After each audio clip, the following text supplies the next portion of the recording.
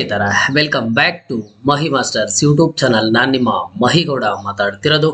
SNQ Kota ಬಗ್ಗೆ ಕೆಲವೊಂದಿಷ್ಟು important updates ಅನ್ನು ಆದ್ರೆ ಕೊಡ್ತೀನಿ.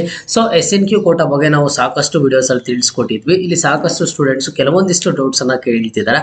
ಸರ್ SNQ ಕೋಟಾ ಯಾವ ಕೋರ್ಸ್ಗೆ ಅಪ್ಲಿಕೇಬಲ್ ಆಗುತ್ತೆ ಅಂತ ಹೇಳಿ ಒಂದು ಡೌಟ್ ಅನ್ನ ಕೇಳ್ತಿದ್ದಾರೆ. ಅಂಡ್ ನೆಕ್ಸ್ಟ್ ಬಂದ್ಬಿಟ್ಟು ಸರ್ SNQ ಕೋಟಾ ಅಂಡರ್ ಅಲ್ಲಿ ನಮಗೆ ಸೀಟ್ ಸಿಕ್ತು ಅಂತ ಅಂದ್ರೆ ಈಗ ನಾವು ಸೀಟ್ಗೆ ಅಡ್ಮಿಷನ್ ತಗೋತೀರಿ ಅಂಡ್ ನೆಕ್ಸ್ಟ್ ಉಳಿದಿರುವಂತಹ ಎಲ್ಲಾ ಇಯರ್ಸ್ ನಮ್ಗೆ SNQ ಕೋಟಾ ಅಪ್ಲಿಕೇಬಲ್ ಆಗುತ್ತಾ, ಆದ್ರೆ ನಾವು ಫೀಸ್ ತುಂಬಾ ಕಡಿಮೆನೆ ಕಟ್ತೀವ ಏನೋ ಅಂತ ಹೇಳ್ಬಿಟ್ಟು ಸ್ಟೂಡೆಂಟ್ಸ್ ಕೇಳ್ತಿದ್ದಾರೆ. ಸರ್ ಜೊತೆಗೆ ಸರ್ SNQ ಕೋಟಾ ಆಪ್ಷನ್ ಎಂಟ್ರಿಯಲ್ಲಿ ಯಾವ ರೀತಿ ಅಪ್ಲೈ ಮಾಡೋದು ಅಂತ ಹೇಳ್ಬಿಟ್ಟು ಕೇಳ್ತಿದ್ದಾರೆ.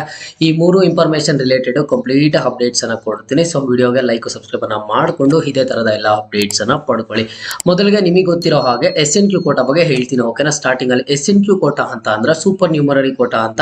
ಸೊ ಈ SNQ ಕೋಟಾಗೆ ಯಾರೆಲ್ಲ ಎಲಿಜಿಬಲ್ ಇದಾರೆ ಅಂತ ಅಂದ್ರೆ ಯಾರ ಒಂದು family annual income below 8 lakhs ಇರುತ್ತೋ ಎಲ್ಲಾ ಒಂದು ಸ್ಟೂಡೆಂಟ್ಸ್ ಬಂದ್ಬಿಟ್ಟು ಈ SNQ ಕೋಟಾಗ ಆದ್ರೆ ಎಲಿಜಿಬಲ್ ಇರ್ತಾರೆ. ಹಾಗಿದ್ರೆ ಈ SNQ ಕೋಟಾ ಬಂದ್ಬಿಟ್ಟು ಯಾವ ಕೋರ್ಸ್ಗೆ ಅಪ್ಲೈ ಆಗುತ್ತೆ ಅಂತ ಅಂದ್ರೆ ನೋಡಿ, KCET 2026 ಅಂಡರ್ ಅಲ್ಲಿ ಹಲವಾರು ಕೋರ್ಸಸ್ ಗಳಾದ್ರೆ ಬರ್ತವೆ. ಬಟ್ ಇದರಲ್ಲಿ ಯಾವ್ದಕ್ಕೆ SNQ ಕೋಟಾ ಅಪ್ಲಿಕೇಬಲ್ ಆಗುತ್ತೆ ಅಂತ ಅಂದ್ರೆ ಕೇವಲ ಒನ್ ಅಂಡ್ ಓನ್ಲಿ ಇಂಜಿನಿಯರಿಂಗ್ ಕೋರ್ಸಿಗೆ ಮಾತ್ರ ಅಪ್ಲಿಕೇಬಲ್ ಆಗುತ್ತೆ. ಉಳಿದಿರುವಂತಹ ಯಾವುದೇ ಕೋರ್ಸಿಗಾಗ್ಲಿ SNQ ಕೋಟಾ ಅನ್ನುವಂಥದ್ದು ಅಪ್ಲಿಕೇಬಲ್ ಆಗೋದಿಲ್ಲ. ಈ ಸೂಪರ್ ನ್ಯೂಮರರಿ ಕೋಟಾ ಬಂದ್ಬಿಟ್ಟು ಕೇವಲ ಇಂಜಿನಿಯರಿಂಗ್ ಕೋರ್ಸಿಗೆ ಮಾತ್ರ. ಉಳಿದಿರುವಂತಹ ಯಾವುದೇ BSc ನರ್ಸಿಂಗ್ ಕೋರ್ಸ್ ಆಗಿರ್ಬೋದು ಅಥವಾ ಅಗ್ರಿಕಲ್ಚರ್ ಕೋರ್ಸ್ ಆಗಿರ್ಬೋದು, ವೆಟರ್ನರಿ ಕೋರ್ಸ್ ಆಗಿರ್ಬೋದು, ಯಾವುದಕ್ಕೂ ಅಪ್ಲಿಕೇಬಲ್ ಆಗೋದಿಲ್ಲ. ಕೇವಲ SNQ ಕೋಟಾ ಮಾತ್ರ. ಏನ್ ಈ SNQ ಕೋಟಾ ಇಂದ ಬೆನಿಫಿಟ್ಸ್ ಅಂತ ಅಂದ್ರೆ ಸೂಪರ್ ನ್ಯೂಮರರಿ ಕೋಟಾ ಅಂಡರ್ ಅಲ್ಲಿ ಈಗ ನಿಮಗೆ ಏನಾದ್ರು ಸೀಟ್ ಸಿಕ್ತು ಅಂತ ಅನ್ಕೊಳ್ಳಿ. ಈಗ free round of counselling attend ಆಗ್ತೀರಾ, ಆಪ್ಷನ್ ಎಂಟ್ರಿ ಮಾಡ್ತೀರಾ. ಆಪ್ಷನ್ ಎಂಟ್ರಿ ಮಾಡಿದ ಆದ್ಮೇಲೆ ಅಲ್ಲಿ ನಿಮ್ಗೆ ಯಾವ ಒಂದು ಕೋಟಾ ಅಂಡರ್ ಅಲ್ಲಿ ಸೀಟ್ ಸಿಕ್ಕಿದೆ ಅಂತ ಗೊತ್ತಾಗುತ್ತೆ. ಜನರಲ್ ಮೆರಿಟ್ ಅಲ್ಲಿ ಸಿಕ್ಕಿದ್ಯಾ, SNQ ಕೋಟಾದಲ್ಲಿ ಸಿಕ್ಕಿದ್ಯಾ, ಇಲ್ಲ ಅಂತಂದ್ರೆ ನಿಮ್ಮ ಒಂದು ಕ್ಯಾಟಗಿರಿ ಬೇಸಿಸ್ ಮೇಲೆ ಸಿಕ್ಕಿದ್ಯಾ ಏನೋ ಅಂತ ಹೇಳಿ ಗೊತ್ತಾಗುತ್ತೆ. ಅಲ್ಲಿ ಏನಾದ್ರು SNQ ಕೋಟಾದಲ್ಲಿ ನಿಮಗೆ ಸೀಟ್ ಅಲಾಟ್ಮೆಂಟ್ ಆಗಿದ್ರೆ ಅವಾಗ ಏನಾಗುತ್ತೆ, ನಿಮ್ಮ ಕಾಲೇಜ್ ಫೀಸ್ ಬಂದ್ಬಿಟ್ಟು ತುಂಬಾ ಕಡಿಮೆ ಆದ್ರೆ ಇರುತ್ತೆ. ಈಗ ರೆಗ್ಯುಲರ್ ಆಗಿ ಸ್ಟೂಡೆಂಟ್ಸ್ ಗೆ ಒಂದು KCET ಫೀಸ್ ಬಂದ್ಬಿಟ್ಟು 1 lakh ಸಮಥಿಂಗ್ ಏನೋ ಫೀಸ್ ಇರುತ್ತೆ, ಜೊತೆಗೆ ಕಾಲೇಜ್ ಫೀಸ್ ಎಲ್ಲ ಇರುತ್ತೆ. 1 lakh ಎಬೋ ಆದ್ರೆ ಆಗುತ್ತೆ. ಬಟ್ SNQ ಕೋಟಾ ಅಂಡರ್ ಅಲ್ಲಿ ಸೀಟ್ ಸಿಕ್ತು ಅಂತ ಅಂದ್ರೆ ಕೇವಲ 40,000 ಮಾತ್ರ ಆದ್ರೆ ಇರುತ್ತೆ, ಓಕೆನಾ. ಸೊ ಈಗ ಸ್ಟೂಡೆಂಟ್ಸ್ ಏನ್ ಕೇಳ್ತಿದಾರೆ ಅಂತ ಅಂದ್ರೆ, ಸರ್ ಈಗ ನಾನು ಎಕ್ಸಾಂಪಲ್ ಆಗಿ ಹೇಳ್ತಿದ್ದೀನಿ, ಫ್ರೀ ರೌಂಡ್ ಆಫ್ ಕೌನ್ಸಿಲಿಂಗ್ ಅಲ್ಲಿ ನಾನು ಪಾರ್ಟಿಸಿಪೇಟ್ ಮಾಡಿದೆ, ನನಗೆ ಒಂದು ಸೀಟ್ ಸಿಕ್ತು. ನನ್ನ ಸೀಟ್ ಬಂದ್ಬಿಟ್ಟು ಅಲ್ಲಿ SNQ ಕೋಟಾ ಅಂಡರ್ ಅಲ್ಲೇ ಸೀಟ್ ಅಲಾಟ್ಮೆಂಟ್ ಆಗಿತ್ತು. ನೆಕ್ಸ್ಟ್ ನಾನು ಅಡ್ಮಿಷನ್ ಅನ್ನು ತಗೊಂಡೆ, ನನಗೆ ಕೇವಲ ಫೀಸ್ 40,000 ಇತ್ತು, 40,000 ಕಟ್ಟಿದೆ.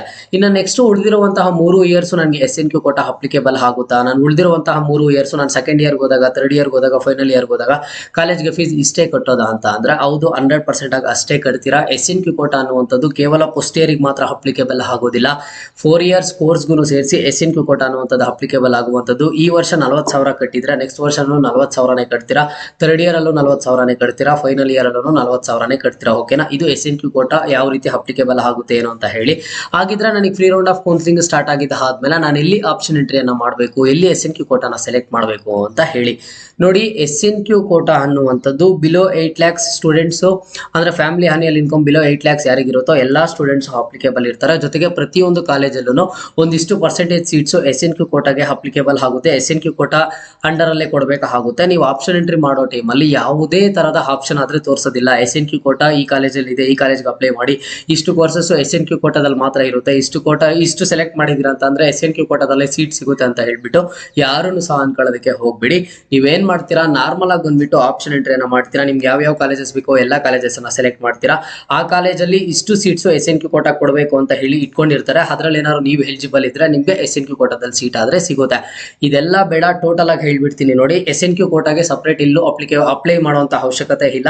ನೀವು ಆಪ್ಷನ್ ಎಂಟ್ರಿ ಮಾಡಿದಾಗ್ಲೂ ನಿಮಗೆ ಗೊತ್ತಾಗೋದಿಲ್ಲ ಯಾವ್ದು SNQ ಕೋಟಾ ಏನು ಅಂತ ಹೇಳ್ಬಿಟ್ಟು. ಯಾಕಂತಂದ್ರೆ ಎಲ್ಲಾ ಕಾಲೇಜಲ್ಲೂ SNQ ಕೋಟಾದಲ್ಲಿ ಸೀಟ್ ಕೊಟ್ಟಿರ್ತಾರೆ. ನಿಮ್ಗೆ ಯಾವಾಗ ಸೀಟ್ ಅಲಾಟ್ಮೆಂಟ್ ಆಗುತ್ತೋ, ಯಾವಾಗ ನಿಮ್ಮ ಒಂದು ರಿಸಲ್ಟ್ ಬರುತ್ತೋ, ರಿಸಲ್ಟ್ ಬಂದಾಗ ಗೊತ್ತಾಗುತ್ತೆ. ರಿಸಲ್ಟ್ ಬಂದಾಗ ನಿಮ್ಗೆ SNQ ಕೋಟಾ ಅಂತ ಅಲ್ಲಿ ಮೆನ್ಷನ್ ಆಗಿದ್ರೆ ಅವಾಗ ನಿಮ್ಗೆ SNQ ಕೋಟಾದಲ್ಲಿ ಸೀಟ್ ಅಲಾಟ್ಮೆಂಟ್ ಆಗಿದೆ ಅಂತ ಅಲ್ಲಿಯವರೆಗೂ ಯಾರು ಹೇಳೋದಿಕ್ಕಾದ್ರೆ ಚಾನ್ಸೇ ಇಲ್ಲ, ಓಕೆನಾ. ಸೊ ಈಗ ನೀವೇನ್ ತಲೆಯಲ್ಲಿ ಇಟ್ಕೋಬೇಕು, ನಾನು ನಾರ್ಮಲ್ ಆಪ್ಷನ್ ಎಂಟ್ರಿ ಮಾಡಬೇಕು, ಎಲ್ಲಾ ಕಾಲೇಜಲ್ಲೂ SNQ ಕೋಟಾ ಇರುತ್ತೆ.